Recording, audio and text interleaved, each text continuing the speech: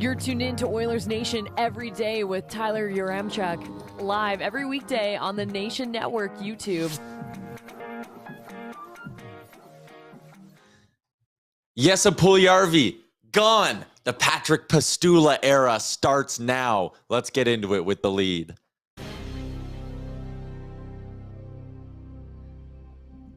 That was my idea to start the show. Liam's idea to start the show was to play See You Again, the Wiz Khalifa, Charlie Puth song. Yeah, many of you may remember it from Fast and Furious movie franchise. Yeah, but it is worth noting, Jesse Puljujarvi is not dead. He's just going to Carolina. Well, some of us think that franchise is dead. So. Fair enough.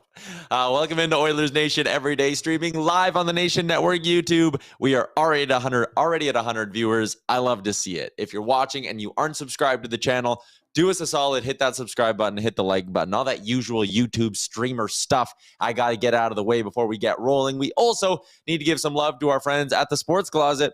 Get your Patrik Puistola reverse retro jerseys now, everybody. Maybe you need a new jersey because the only one you owned previously had Puljujarvi on the back. Regardless, sportscloset.ca, they got you covered in the Nation Network YouTube chat. Dayton was in with the first comment of the day and said, gonna miss our Bison King, but it's nice to know Kenny is awake. Feeling a bit more hopeful today. You should be, I think. Because let's walk through this a little. Jesse Puljujarvi out the door. He's going to Carolina. The Oilers now get the signing rights to Patrik Puistola. He is not even signed, so I don't think he's even a contract on their books. They have some wiggle room when it comes to contracts, though. I can double-check all that on Cap Friendly as well, who we're partnering up with for the NHL trade deadline this year. But they basically get $3 million to spend. That's huge. That is the big story here. Listen, we'll talk about Puljujarvi. The guy was an Edmonton Oiler for 337 games of his NHL career. He was a 4th overall pick. He was a fan favorite. I get it. I own a Jesse Puljujarvi number 98 jersey. I like the guy. Do I think he's ever going to score 20 goals in the NHL? No.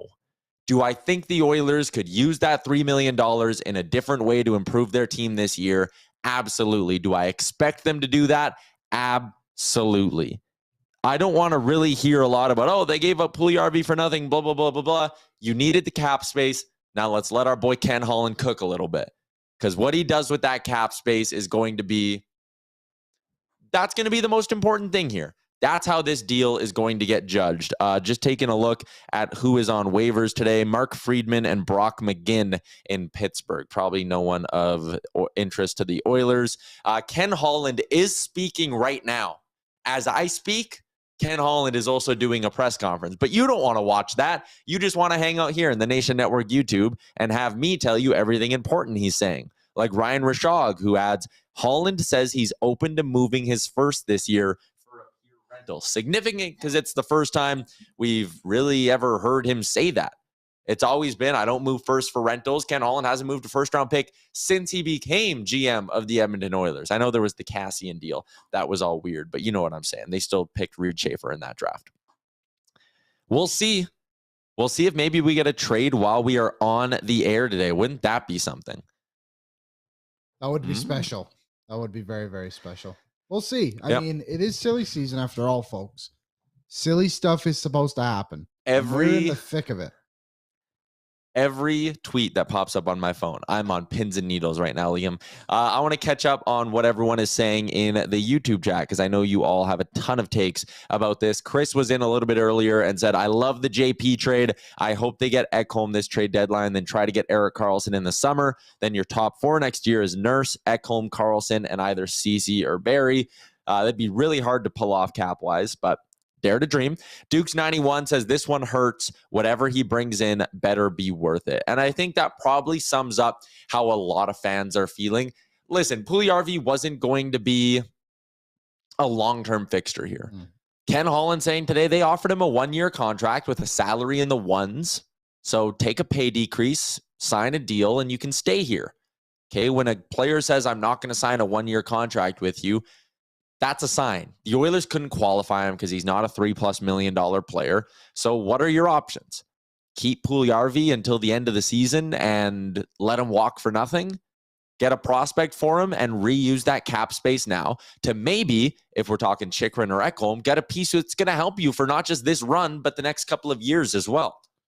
Yeah, I mean, you're completely right. It's similar to what we've spoken about with Carson Soucy possibly being moved from Seattle, right? Like, you get something from something you weren't going to get much else from. And I mean, I get it. I love Jesse Puljujarvi too. I think he's just a very good character. That smile, just everything. Every time he scored, it felt like everyone in the city was just behind him. But at the end of the day, this was a guy who played 7 minutes in a game against one of the top teams in the NHL last night.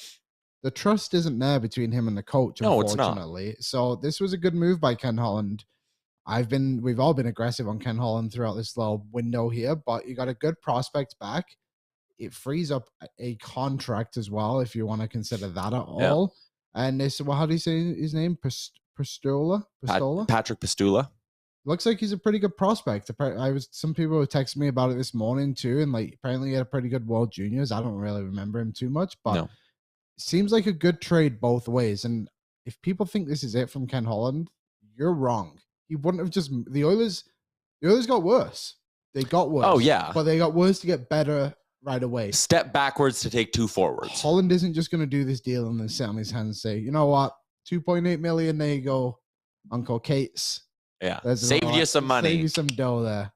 It's not how this is going to go. They're going to make more moves. Ken Holland is getting into aggressive mode, which is fantastic to see.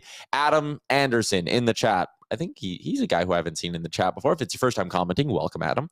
The big question now, what is this teeing up? And I think that's the question kind of everyone has right now. And it's, where is this going to go? Let's just connect some dots. We are not insiders here. We are outsiders. We are not Frank Saravalli. But we get a tweet this morning from Darren Dreger that says the Oilers made progress, or whatever he said, on Chychrun. He says they're into Gavrikov and Ekholm as well, okay? Frank Saravalli on his live show, DFO Live, which I was also hosting today, and not a big deal.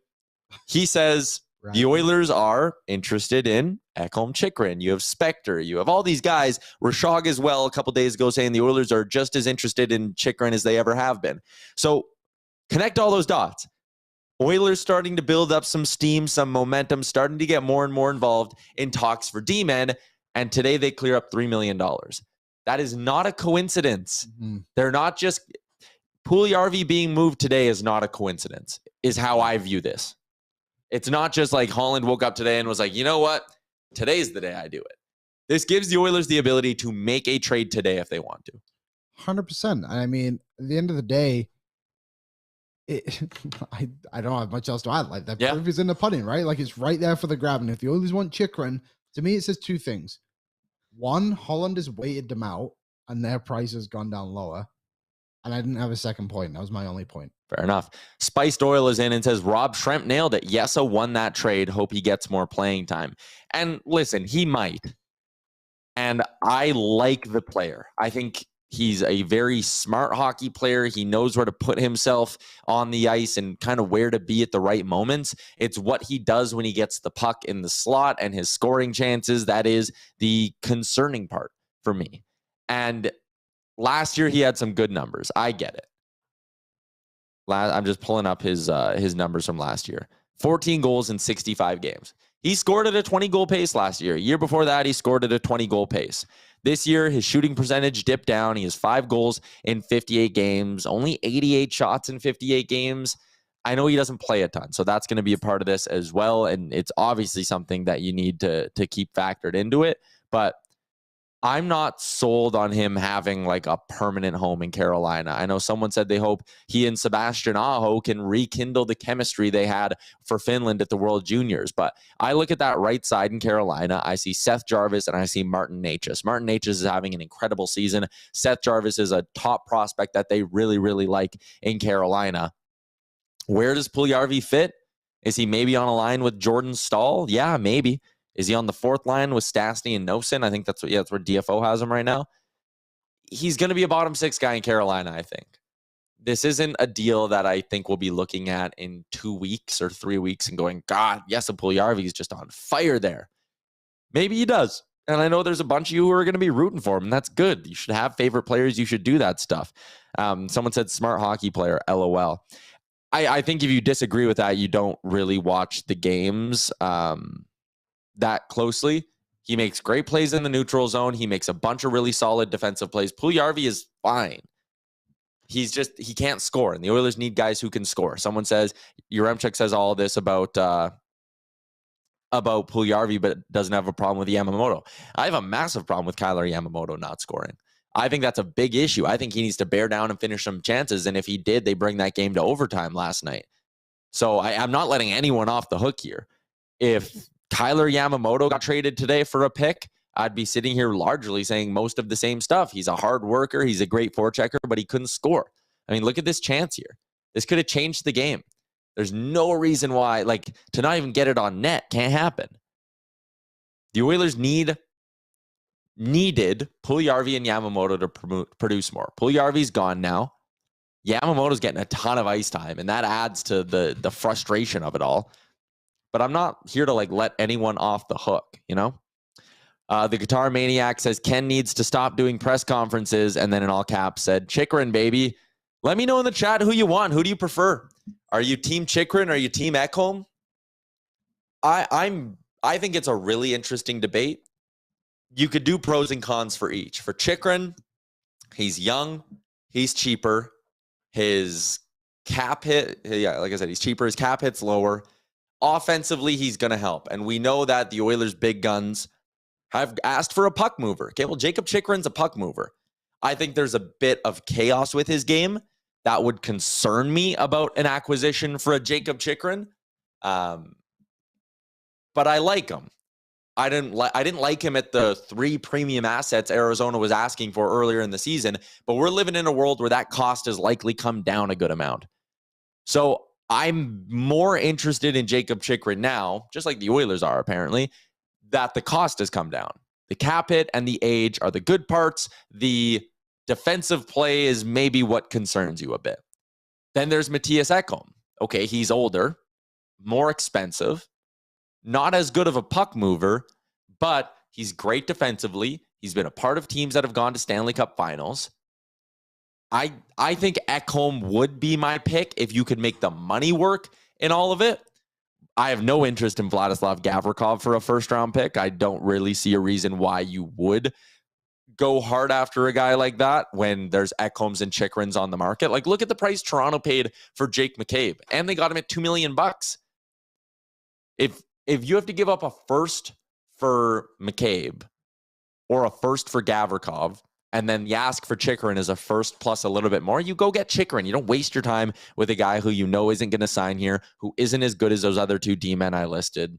So there you go. We do have a guest today on the show. As always, our guest line is brought to you by Star Mechanical. Star Mechanical has been one of Edmonton's top new home plumbing installers for the last 20 years. Their crews are highly qualified, feature over 50 plumbers and gas fitters, and they're available for 24/7 emergency service. You can call 780-481-8873 or visit them online at Star Mechanical. Robin Brownlee, senior writer with Oilersnation.com, popping into the show. Robin, thanks again for hopping in. Yes, a Puljujarvi, boom, out the door. Puljujarvi era over. Your thoughts on the trade? My goodness. Well, I tell you what, people have been waiting for this to happen for ever, it seems. Yeah. You know, the kid they've got coming back, I don't know anything about him aside from what I looked up in the last 20 minutes or half hour, if I'm going to be honest. You know, I saw a scouting report on him that his game seems to be coming around. What I first read was that he was a terrible skater, like that much. But apparently, I mean, that's just not a skater, but apparently he's polished that up a bit. You know this, Tyler. Jesse Puljujarvi, he didn't ask to be taken forth by the Edmonton Oilers. He didn't ask for this situation. He comes into it, and the people on to one extreme, he never did anything. What were they thinking to take him on and on and on? Fine, fair. The others, he can do no wrong. if you look hard enough, there's numbers that show there's a player there. And to some degree, that makes sense to me. The problem is when you become a $3 million player instead of a million and change. I mean, that's great money in our worlds, but as a hockey player, it's a big difference. And you've got to do more than steer guys in the right places as a defensive forward and be hard on the puck. You got to score a little. And the biggest fault Jesse had was he just couldn't finish this year. And that seems to be, if you play on the right side, you can't put the puck in the ocean because there's no scoring on the right side whatsoever. So that opens up an interesting question. Who's going to score there now that he's gone? But sticking with Jesse, I hope he does well in Carolina. Sebastian Aho's there. We know that. I'm not so sure. I don't know if this guy's a player. He's certainly a likable young man.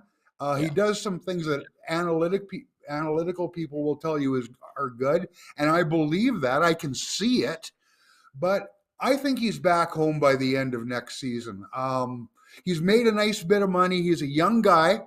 He's made $4 million in this league already. He can go back home as a young man, still make good money in a shorter season, play at a level where, frankly, he's got a far better chance to get something done and dominate, like as he did when he went away, and live a nice life and not have to be away from home with any pressure on him. Because you know what, the number's going to come down. That's part of the reason he wasn't going to, Holland wasn't going to qualify $3 million, and he told him that. So that's part of the reason he's going. He's not a player that's worth $3 million. Is he going to be happy in Carolina or anywhere else grinding it out on the third or fourth line? I don't think so.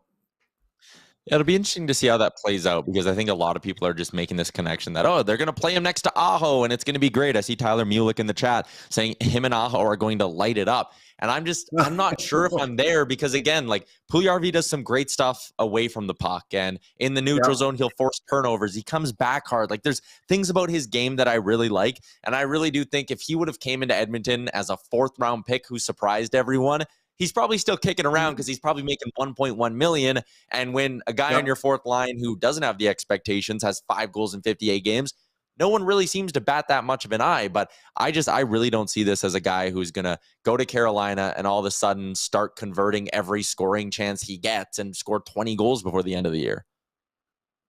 Well, the only way he plays with Aho is if they happen to get caught in the last 30 seconds of a shift change, because Puljujarvi doesn't do anything that suggests he should play with, unless there's a curiosity there in a preseason game or something down the road where the coach says, let's put these guys together and see what happens. But you don't recapture old times like that. I mean, if you could, you would plunk Jesse right back into the 2016 World Junior Championship, where he was a dominant player and the leading scorer in the tournament.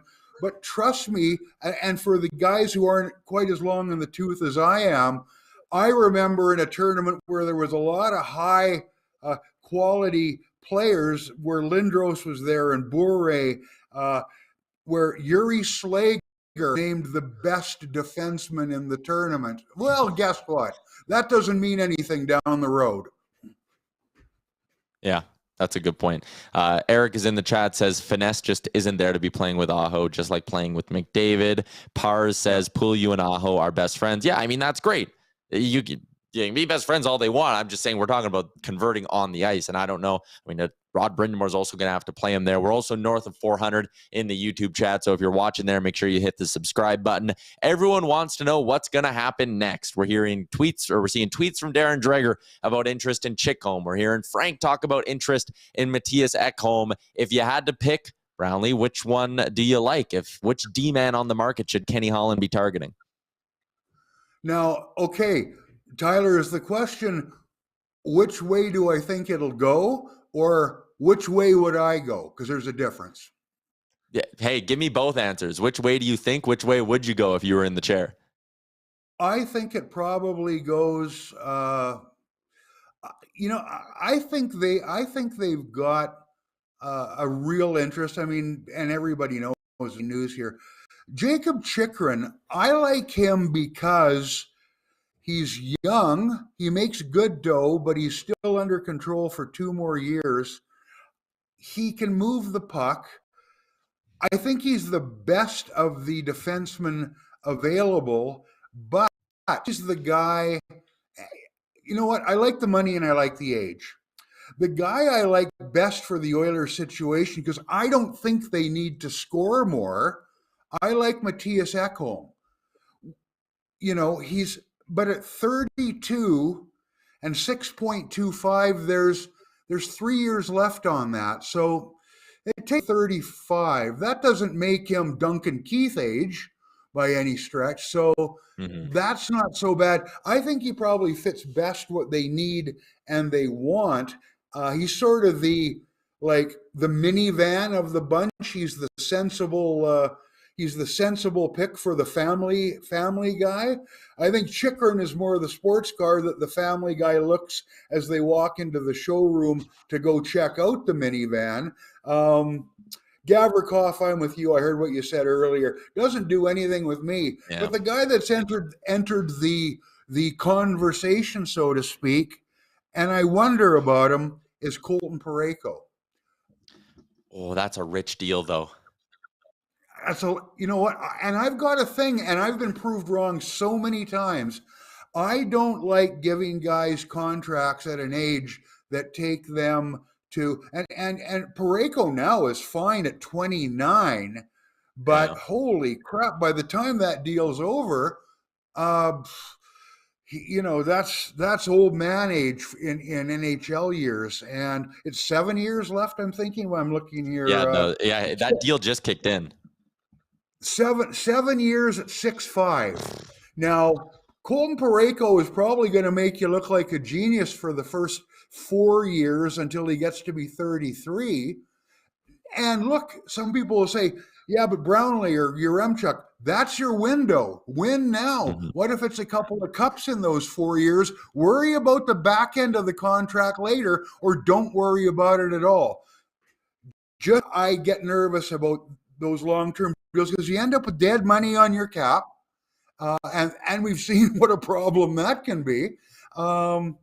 I like him the best here and now after Chychrun, but I think that's a long shot whose name has just came up. So to answer, I like Chychrun the best, but I think my sense is they'll go with Ekholm if they can.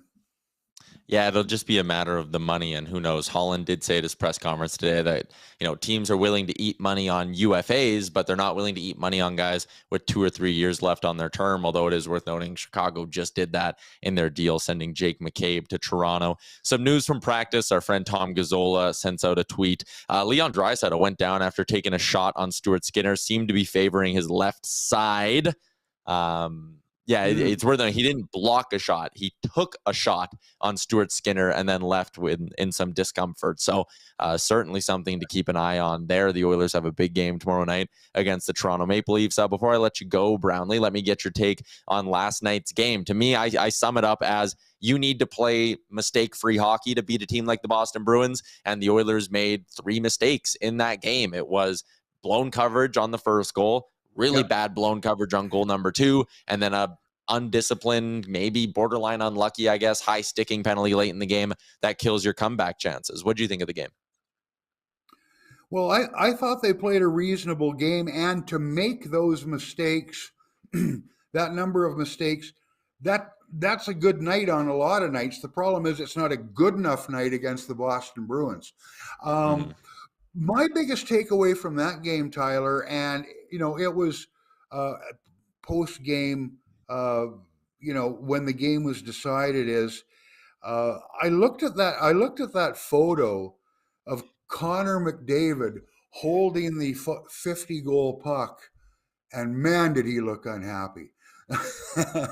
and what he had to say about how the Bruins have mastered the art of winning. That is the whole story to me, and not to get into the oh, Connor's going to ask out. Connor wants to leave. But if you listen to what Tyson Barrie said too, he cares. Connor is happy when we win. He can score 50. He can get another Hart Trophy. He can get something else for the trophy case. He's got that stuff now. That's not why he plays the game. And he never, I don't know if you saw did you see the walk-off with Giuseppe between periods after he got 50? Yeah, I did. It was painful. And I actually sent G a DM saying, good job, man. That's a tough gig. Because you know what? Connor McDavid fakes it for no one. I don't know the young man, to be honest, because I'm not on the beat there like I once was. But I tell you what, that's all that matters to him. And that's not fake. That's not an act. He's not putting on airs. And that's my takeaway is, Ken, we need help. I don't care about the 50. I want to go beyond what we did last year. What can you do for us? He didn't say that. I'm not trying to say that's, his body language, but yeah, I got 50. And what did he say? That's a good number, a nice number when Rashog asked him about it in the dressing room after the game. That's about as terse a response as you can get when you just hit 50 goals. So Ken Holland has to do something to help put this team over the top. That's his job. He's got an opportunity to do it. And yeah, it's tough, but that's why he's making $5 million to sit in that chair. So get something done beyond moving Jesse Puljujarvi, because that's not moving the needle. And I think it's a setup deal for something to come. We just hope it's the right deal from the Oiler perspective. Yeah, and we'll see what it ends up being. A couple days to go until the trade deadline. So Ken has a little bit of time here. Robin, thanks for hopping on. Thanks for your insight. Thanks for your hot takes on the trade market as well. We'll do this again soon. Yeah, no worries. Thanks, Tyler. There you go. It's Robin Brownlee's appearance brought to you by Star Mechanical. Check them out online, starmechanical.ca. We never really got into the hockey game last night, but you all just want to talk about the trades. You want to talk about what's going on. Sean in Calgary says, now we need to dump Yamamoto, Fogel, and Ceci. I doubt it, but it is worth noting they would have to clear up a little bit more money if they wanted to even just make room for Jakob Chychrun. They can make Gavrikov work right now. He's 2.8. Maybe Columbus would keep half of it as well. You could bring in a Vladislav Gavrikov, Liam, make it work today to get Chychrun, who is 4.6. You need to clear up about 1.6 million, maybe even a little bit more than that, so you could have some wiggle room, so you're not doing this whole song and dance with emergency recalls in Devon Shore anymore. So another contract does need to go out the door. Just before I get your take on it, I'm skeptical that it'll be a D-man going out the door to do that. I think they need more help on the blue line, not less. What are the chances Arizona would keep money? There has been some rumors about that, right? But the others would just have to pay a little bit more. I'm just thinking, if you look at that Jake McCabe deal yesterday, $2 million, right? That was and it didn't cost him that much more. I think you pay that. I'd rather the others pay a little extra to get a Chychrun and retain the money than lose another player. Ross is pretty good. Like, we criticize it every single day, but you look at it and they're a good team. Yep. There's obviously holes, but Chychrun would fill that, or Ekholm, or whoever it may be. So I think I would rather add now that you've moved a little bit of money out than rather lose somebody else, because you really don't have that money at the bottom, rather than like a Janmark or a Kostin. But I don't want to lose either of those guys right now. Yeah. So Desker says, Tyler not mentioning sub 900 goaltending last night. I didn't like the third goal on Stuart Skinner. So, yeah, I mean, an extra save and you get a point in that hockey game. But he also only gave up 3 goals to the Boston Bruins, right? This isn't the same as getting lit up. Like, if he would have had that performance against Chicago, I would have been like, oh, man, like, you need a little bit more from your goalie there. But I think against Boston, one of the best teams in the league, giving up 3 goals is probably a fine performance. We're up to 464 now in the chat, so let's keep it rolling. Can we get to 500 viewers for the first time in this show's history? We just might. Damn it. Eric is in and says Yamamoto has lost what made him the honey badger with injuries. It's a bummer, but it's reality. Yeah, a lot of people souring on Yamamoto, but to be fair, it's the same criticisms that Jesse Puljujarvi's getting. Like, Puljujarvi did stuff well. He got in on the forecheck. He added a physical element to his play. He made smart D-zone plays. He was solid in the neutral zone. It was just that area right in front of the net where he really struggled. And Kyler Yamamoto is in the same boat, in my opinion. 5 goals in 37 games. So he's played a little bit less than Puljujarvi and gotten the same amount of production. So worth noting. But he needs to score. He should be at 10 goals right now, right? This is a guy where when you look at the minutes and the opportunity he gets, should be a 20-goal scorer year in, year out, or at least be at a 20-goal pace. He hasn't been that, so it's disappointing. No, I'm not sitting here and like protecting Kyler Yamamoto. No one's doing that, and I feel like every time I criticize Puljujarvi, or I have, people are like, oh, but you're fine with Yamamoto, and it's like, well, no, a criticism of Puljujarvi is not in hand a glowing review of Kyler Yamamoto. There's one guy who keeps talking about how JP did not do things well. I'm telling you, you aren't watching the games very closely if you don't notice the things he's doing well, or you're like certain people with certain players, and a lot of them have been the victim of this in Edmonton. I think back to guys like Matt Benning, and before that, Justin Schultz, where people in the fan base turn on you and they don't notice the good things you do well anymore. Darnell Nurse is in that category right now. I thought Darnell Nurse had a really solid hockey game last night. He made a bunch of really good plays, breaking some things up. Like, I think he was solid. There is now a section of the fan base that'll just never recognize that. They will talk about him when he plays bad. They will ignore his existence when he plays well. So sometimes you just have players you don't like. It's whatever. It's a blind spot for some people. That's whatever to me. The point I was getting at here is that the Oilers still need to free up some money. So if they make a deal with Arizona, if they make a deal with Nashville specifically, because Nashville, I mean, Ekholm's 6.25. So you're only like, you're not even halfway there to clearing out the amount of cap space you'd need to for Matthias Ekholm. We're talking about a Foegele or a Yamamoto still going out the door in a potential deal. If you're just hopping in, news from practice today is that Leon Draisaitl left the skate after taking a shot. Like, he took a wrist shot and left in some discomfort. So we'll see. Draisaitl also went down hard once in last night's game as well. If you got any questions, throw them into the chat. We got lots of time to talk about trades. It is an interesting point where, you know, last week it felt like there were a lot more names we were discussing as possibilities, or 10 days ago. And now it really does feel like we're getting to a point where it's the Oilers are going to make a move. They're going to get a defenseman first. Chychrun or Ekholm seem to be up there. Gavrikov is some sort of plan C. I wouldn't be surprised if they're interested in a guy like Nick Jensen over Vlad Gavrikov. Holland has some history with him. We know he generally likes to go after guys he has a history with. So I would say those are the 3 to watch on the blue line: Chychrun, Ekholm, Jensen. Maybe Jensen is that rental Holland's talking about, having interest in going out and getting.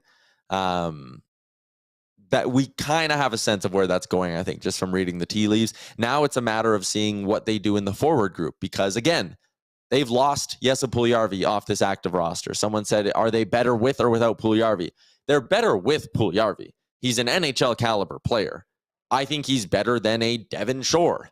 I think he's on the level of a Matthias Janmark. And the point is, you look at the right side of this lineup here, you don't really have anyone who can just now jump in and take that Puljujarvi spot. The right side of this Oilers lineup is actually pretty thin, and it just got thinner. And if you're going to move on from a Kyler Yamamoto or a Warren Foegele in a cap dump, either the bottom 6 or the right side gets even thinner. So you need to go add a piece here. Some of you are asking about Max Domi in the chat. I know that's a guy Liam has really, really liked in the past. Oh, you're back. Way back. You're back. Like, you like Domi. He's cheap as well. That would be a name I think they're interested in. I'm just pulling up Frank's trade targets list, but there are options here. Yeah, and I think the way you look at it now is there's a lot of guys cheaper now on the cap for the Oilers to go out and make some moves here. So if they want to, I think some interesting names are maybe guys who make less than $1 million, or you can then retain half, and then the Oilers can actually afford them a little bit better. So it's going to be interesting, but yeah, we'll see what happens when they make another deal here. I think they're going to need another forward. If they're going to do. We had kind of talked about the over/under being 2.5 for the Oilers. I am very confident that's going over. We're getting two trades between now and Friday. Dump, you said. Yeah, D-man forward at least. We might get a fourth, and it wouldn't surprise me at all if we get a fourth. Do you think they need that many? What do you think? What do you think would be a perfect window now that their first domino has fallen with the money? You're getting a D-man. I think you're getting some form of a depth winger and some sort of insurance piece down the middle. Again, we've kind of now identified people saying, go get Patrik Kane. Patrik Kane's not coming here. He's going to the New York Rangers. It's just a matter of them announcing the damn thing. They're waiting to let the Rangers accrue more cap space as this thing goes on. Patrik Kane, not happening. If you're dropping in Erik Karlsson comments, guess what? Not happening. Erik Karlsson came out yesterday and said it would be weird if he got traded now. Mike Greer would have asked him. Yeah. Okay, Karlsson and Kane, push them away. We're not talking about those guys anymore. You're going to go get and spend to get a defenseman.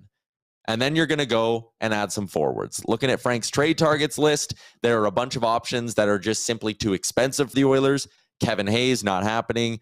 JVR, not happening. Granlund, not happening. I am intrigued by Adam Henrique, but now he's got an injury that could potentially keep him out for a while. And there was that whole thing this morning, too, with the LTIR stuff that came out, which is shitty timing. The NHL basically sent a memo to the GMs being like, don't do any sneaky shit with LTIR. If you think you can acquire Nyquist or Henrique, yeah, he'd be the other one. If you think you can just acquire him, stash him on LTIR, and bring him back for the playoffs, we're going to be looking at you hard because that's cap circumvention. So just another day of the NHL making up their own rule book.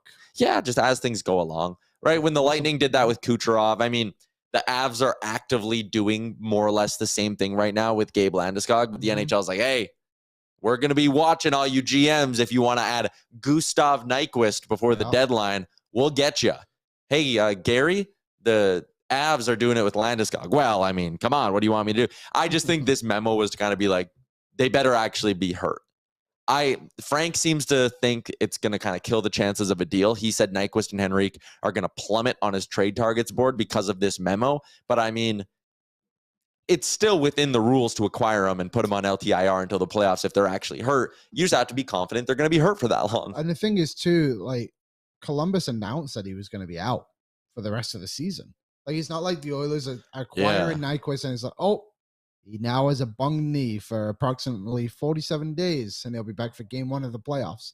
He's hurt. He's legitimately hurt. So it shouldn't, I don't know. It's just convenient timing, to say the least, on this. But yeah, we'll see what kind of happens with Nyquist. Now, I can't imagine he had a ton of value before he got injured, and now that this memo's out and he's injured.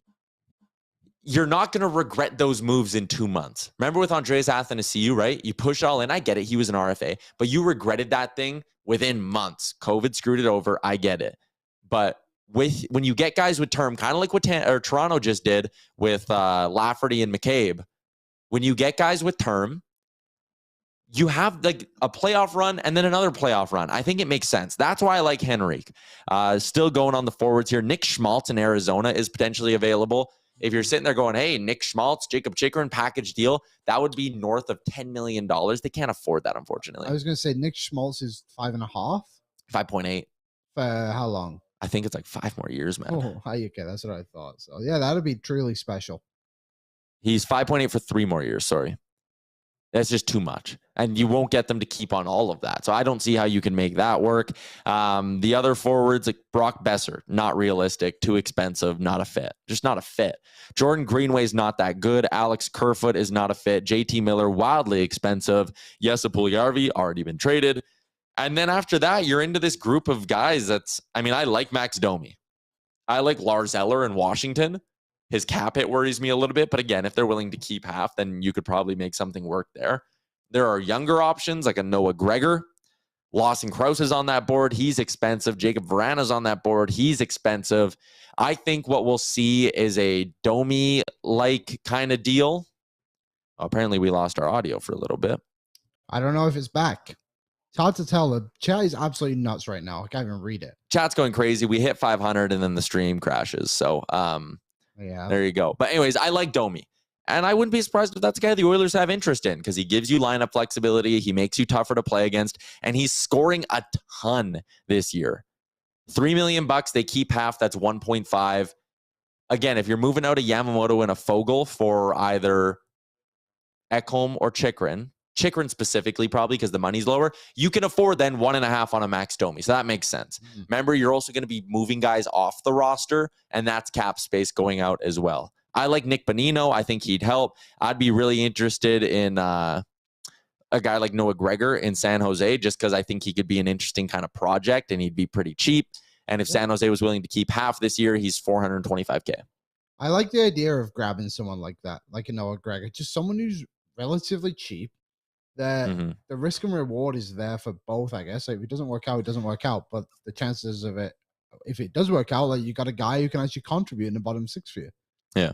And if you do 11-7, he can play. He's got the skill to play with McDavid. Yeah. Perfect case for me. Yeah. Patrick says Chychrun, Domi, Shen. I don't think they'll do 2 D-men. I think they like Desharnais and Broberg enough where they won't go in on 2D. We haven't spoke about Desharnais trying to slice Pastrnak in half last night. That was a really dumb penalty. That was stupid. That was really, really stupid. I get it. Oh, got it right here too. Yeah, we got the clip. He was obviously pissed off after what happened, but man, you can't do that at that point in the game. That is ridiculous. He blocked a zillion shots there, and I loved it. Yep. Outside of him blocking those 5 shots in 30 seconds, I thought he had an okay game.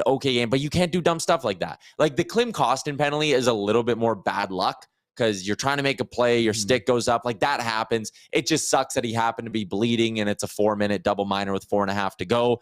But you still have a bit of hope at that time. And I get it. They almost scored on the 5-on-3. Yeah. Like that was crazy when they just flipped it, went up the ice, and McDavid and Draisaitl did what they did. It was unbelievable. But you can't be doing dumb stuff like that. And that's why you need to go get another defenseman. Yeah. Right? Like injuries are going to happen and all that stuff. Whatever. Vinny can play. There's no denying that. But I think this now maybe even takes him off the good books a little bit with that penalty killing group. Like, I can't see him out there in a situation like that for a few more games. Yeah. If you're getting to that point, like, it's a guy now you've lost a little bit of trust in, like, last few minutes of a game. Like, it's great that you're blocking all those penalties, man. All those shots, sorry, but you just took a massive penalty, which if the game wasn't killed, it definitely was dead at that point. Yeah. And again, I understand they got the chance, but like you are effectively killing your comeback chances when you go down to a 5-on-3 with 2.5 minutes to go. Salvatore says, stop it with acquiring bottom 6 players. We don't need them. Let's focus on defense only. If your car is out of gas and has a cracked windshield, you fix them both. You don't just sit there and say, well, I'm not going to worry about the fact there's a hole in my windshield. I need gas. You need both. They need both. Depth players don't do anything. Yes, they do. We talked about this with the Colorado Avalanche last year. Who did they go out and get? Big splash, Josh Manson. Big splash, Arturi Lehkonen. Went out and got Andrew Cogliano. He was huge for them in the playoffs. He was a great ad in the room, on the ice, all of it. You can go get bottom 6 players if they're the right pieces. We're also talking about scenarios where Puljujarvi's gone and likely one of Yamamoto or Foegele are going to have to go to make more money work. So you're going to need to replace those minutes. Like Kailer Yamamoto played north of 20 minutes last night. What, you're just going to hope that Matthias Janmark can do that? I get that Kane's hurt right now, so he'll come back. If you're having audio issues, you need to reset the stream. We had a lot of people. Everything went crazy. I'm sorry. I don't think we're actually having audio issues on our end because the lines are moving. Up. We're cranked up. I play a thing. I don't know if you heard that. That'll be us when the Oilers get Chychrun and or Matthias Ekholm. Or both. Did I call him Chickholm? I think Brownlee did. Somebody called him Chickholm. Maybe it was. I don't know. Maybe it was Brownlee. I don't know. I thought it was funny. Spiced Oil sent me the Photoshop, which are their 2 faces mashed together. That'd be great. If you can do that, you got to find a way. That'd be the dream D-man, right?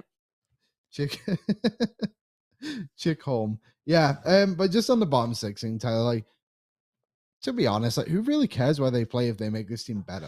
Well, that's exactly it too. Like, make the team better. I actually love how many people, because I'm looking at the numbers here as our stream goes like up and down. And when I said refresh, if you're having audio issues, the numbers are just like boop, boop, right back up. Yeah, we're back up to 430 now. Back up to 430. I apparently called him Chickholm. Whatever. There's a lot going on in my brain today, if you haven't noticed. Mash them together. Joey, the backup optimist, did the little like chicken or rooster thing and then the home. That's funny. That's a good one. That is really good. Yeah, it's a Photoshop. Yeah, there Throw you go. it up, Aaron. Look, he's not that bad looking. No. There you go. How would you do their Matikub? Oh. Jakias? Oh, don't even do that stuff to me. I think Patrick Kane just got traded. Okay. Frank Saravalli has it. Breaking news. Frank Saravalli got one. Shout out to our boy. Sources tell Daily Faceoff the Rangers are expected to acquire Patrik Kane for a 2023 second-round pick and a fourth-round pick. A third team will be in the mix to keep some of this money. I would imagine that's what the fourth-round pick is for, Liam, is it's going to a team to keep 50%. This makes it possible for Kane to debut with the Rangers tomorrow night in Philadelphia. So before we all go absolutely nuts, being like, why didn't Ken Holland do this? Just to bring this up again, only Patrik Kane could decide where he wanted to go. Yes. And he wanted to go to the New York Rangers, and that's what they paid. That is a very good price. The second can become a first, I believe. Oh, here it is right now. So we'll see. Like, that's obviously a very good deal. The Rangers just got Tarasenko and Patrik Kane and only traded one first-round pick, potentially. It could become a first. I would imagine that is linked to them, like, going to the Cup final or going to the conference final this year. But, yeah, if you all want to sit here and be like, what was Holland doing? Patrik Kane went to the Hawks and said, I will go to one spot. I am going to the New York Rangers. If the Rangers would have said, hey, we aren't interested, we aren't touching you, we can't afford this deal, then he realistically could have checked down to the Oilers. The Oilers were one of the teams that were a possibility at one point, but at the end of the day, Kane said, I want to go to the New York Rangers. That's why this deal gets done. It's great value. You're dealing from a position of strength. Remember when Ken Holland was dealing from a position of strength with Duncan Keith and still gave up a first and a third round pick for him? But this is what you do. There you go. Thank you. This is what you do when you're dealing from a position of strength. You make a good deal, and this is a good deal. Chicago could potentially get another first-round pick. At least they get something. They're also doing right by their guy, right? Someone who's going to have their statue or going to have a statue in the front of their arena and their banner up in the rafters. Patrik Kane just wasn't realistic. So is Holland asleep? What did you want him to, like, if the Oilers could have gotten Patrik Kane for a second and a fourth-round pick, they would have done it. Like, come on. You think Ken Holland, do you think the Hawks called Ken and were like, hey, we'll give them to you for a second and a third. And Ken was like, whoa, fuck no. Jesus. A third? A third? No way. Did you see I got Luka Munzenberger with a third a few years ago? No chance. Free Luka. This was not a situation where there was a bidding war for Patrik Kane. There was one team the Hawks were allowed to negotiate with. Sean in Calgary. Kane got less than Jeannot. Because Jeannot makes $800K and you have restricted rights with him. It's such a massive difference. These people comparing Jeannot and Puljujarvi. I think we already spoke about that. Whatever. It's been a long show. It has been a long show. My brother-in-law Kelly says the stream is fine. So shout out to everyone watching. DeAndre Miller suspended 3 games. So he's just on the Rangers topic. So he's out, but I think he still counts against their cap. Either way. Yeah. Tyler Mulick. And a second-round pick could turn into Tyler Benson. No way I could give that up. Cato. So basically, Ken Holland can't make good deals even from a position of strength. Yeah. I do kind of like, they got something for Puljujarvi, considering we talked about a couple months ago with Frank, like, oh God, are they going to have to pay someone just to take that money? I think it's fine. Don't we have a tweet from someone who gave us a scouting report on Patrik Puistola? Oh, yeah. It's I can read it out. Can you read it? Yes. Let me find it here quickly. Thank you. We will sit in silence until then.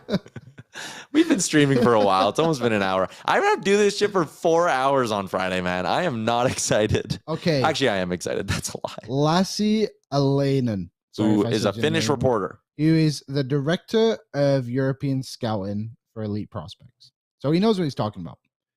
Patrik Puistola, now an Edmonton prospect, has finally blossomed into his own in Liga this season, leading his team in points with 38 and 56 games.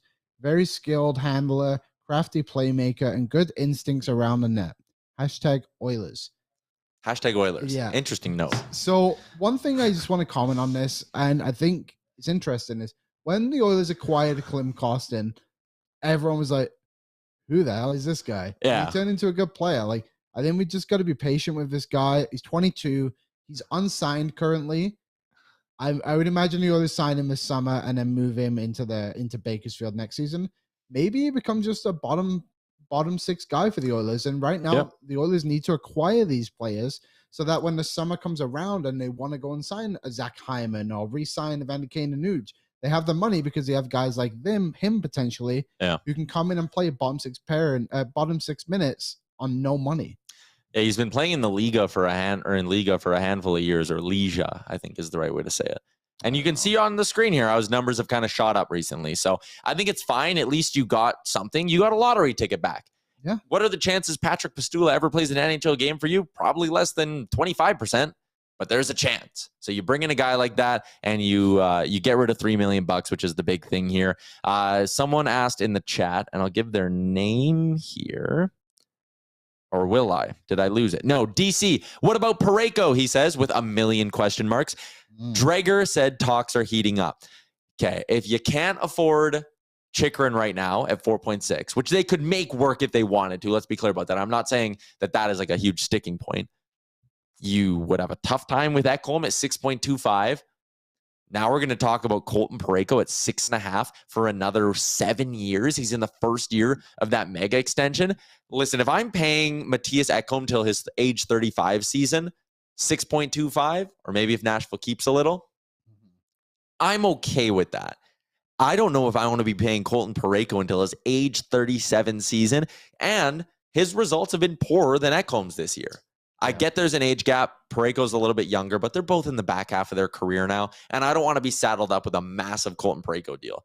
If he didn't have that contract, if he was $4 million, I'm all over it. Yeah, me too. 6.5 for that long, someone else can have him. I just think these other options. There's better options. Parayko would be maybe on my list, but very low on it. I would have had to call probably all the other teams in the NHL before I went and spoke to St. Louis there, but hey, we all wanted Parayko a few years ago, but you can see there on this tweet, cap hit till 2030. No, thank you. I'm good. I'm good too. You know how far away 2030 is? 7 years. It's a long time, Liam. Yep. We'll still be doing the show, though. Yep. We've signed contracts till then. Yeah. Colton Parayko, he'll do the Mark Giordano at that age. He'll come sign with the Oilers for $800,000 for a couple of years, and he'll come home then. But we're not paying to get him now. What top six winger do we even go for now, says JHB. I don't know if we go for one. I think it's hard on D, couple of middle six forward options. I would like to ask the chat, and maybe I'm wrong in this, why do we need that? Why do we need another top six player? Like, I'm not saying it wouldn't have been nice to get Patrick Kane, Timo Meier, whoever it may be. But I feel like if you can find someone who can kind of balance you in the middle and in that rate, I think that's fine. Like, the Oilers don't need high-end scoring. They need that middle pack guy to come in and contribute every few nights, kind of what Fogel's been doing and McLeod has been doing, and Yamo will probably start doing. Like, we criticize Ronaldo. Wow. Got your soccer hat on there, buddy. Yamamoto a lot on this show, but I get it. He missed those chances, but at least he's there. At least he's in those spots. So eventually those will bounce for him. And someone put Lawson Krause. I don't know if that's available at the moment. That deal might be too difficult to move. If the others, they need a defenseman. Yeah. And then they can go and play with their other forwards. Petteri, our pal from Finland, says it's Liga with a hard G, like in Gorilla. That's why we like having Petteri in the chat. Brings good value. McJesus, is Domi considered top six? He's top six in Chicago right now, and I think he has that potential. He's a support player, though. He's a top 9 forward in whatever capacity you have him in. Something to consider, too, and I mentioned it with Noah Gregor. The others play with 11 forwards half the time anyway. Yeah. So you just need bottom 6 guys who can play with McDavid and Draisaitl. They just need to be skilled enough to do that. Lance says, I could be dead in 2030. Hey, every day is a gift, Lance. So let's remember that. We're just all trying to make it to deadline day, am I right? Tyler Mulick says, Zach Kassian. I don't know why. He just said it. Sure. John says, we lead the league in scoring. Don't need another elite scorer up top. You're right. You need a D-man. This from Emily Kaplan, the third team in the Chicago Rangers. Take a stab. Who do you think it is? I'm going to guess Arizona. Ding, ding, ding. The Coyotes are apparently the third team in that deal. Are they maybe getting this 4th-round pick to then package it with Jacob Chychrun to Edmonton? Is the trade call for this Kane deal holding up a potential Chychrun deal? Could be stuck in the fax machine. Hey, Anything is possible. Lawson Krause has 4 more seasons at $4.3 million. It's too hard, I think, for the Oilers to fit in 2 players making north of $4 million on long-term deal. Again, someone was getting half retained somewhere. You could probably make it work, but I just don't see that happening. I can't see the Yotes wanting to keep a significant amount of money. Tyler Mulick says Arizona retaining on Kane reduces the amount of retention slots they have available, which is interesting because the other one is Oliver Ekman-Larsson, and he's a long time of retained money. Chychrun would be a couple more years of retained money too. Kane would be done at the end of this year, so it would open it up a little bit. There's the option of a third party as well. It doesn't necessarily have to come directly from. Yeah, I don't think a third party would be that interested in keeping Chychrun money though, just because there's term, right? Yeah, I guess. But what is it? 2 years after this one? Mm-hmm. If you're a bad team and you had a 4th round pick for a guy who you're spending $1.5 million on to help you hit the cap, then maybe. The condition on the Patrick Kane to New York deal from Elliot Friedman, it's a 2nd rounder. If the Rangers win 2 rounds this year, so get to the conference finals, it'll become a 1st rounder in either 2024 or 2025 since their first this year is out the door in the Tarasenko deal. So there you go. That Metropolitan playoff it's going to be so good, man. It's going to be unbelievable. Rangers, Devils, round 1. Oh, it's going to be must-watch TV. Carolina, whoever they play in the wild card. Mm-hmm. The East is going to be juicy. The East is looking good. The West is looking a little, not great. But that means the Oilers still have a chance to win the conference as of right now. You look at this. Everyone's on losing streaks. It's ridiculous. Colorado actually would probably be my pick to win the division if we wanted to do a little, betting talk brought to you by our friends at Betway. Colorado's getting hot, and they should realistically only keep getting healthier. Vegas is banged up. They just put Laurent Brossoit back on IR. So their only goalie's Aiden Hill. The Kings I don't love. I think their goaltending's an issue. The Kraken are coming back to earth at a rapid pace. The Oilers need to start winning. The problem is they have a lot of hard games coming up. I think they play better in hard games anyway. I think last night was a very positive game for them. I think they were a bit unlucky on some things, but I think McDavid said after the game, winning is a skill, and Boston has figured out how to win on a regular basis. And now the Oilers gotta do that more often. But I'm not worried about them, to be honest.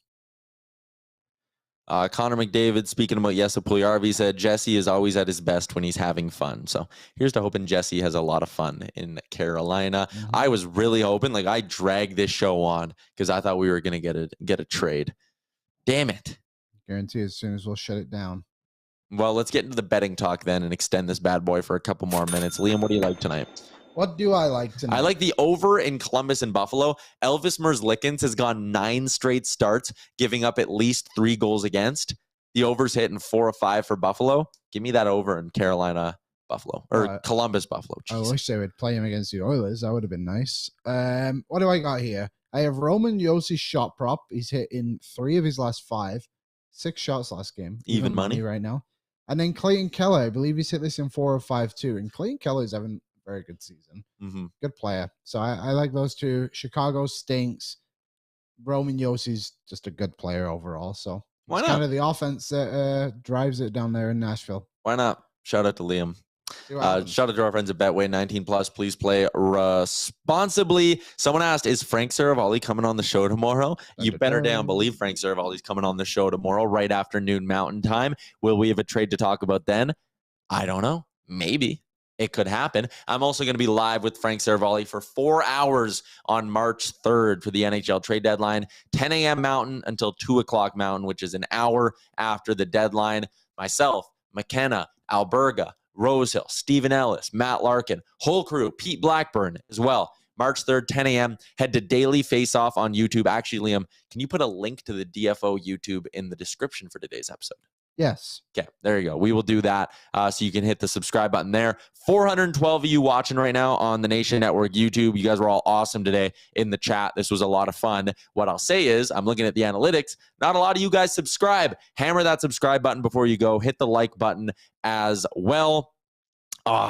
If there is a trade tonight, I will try to go live. I'll give you that.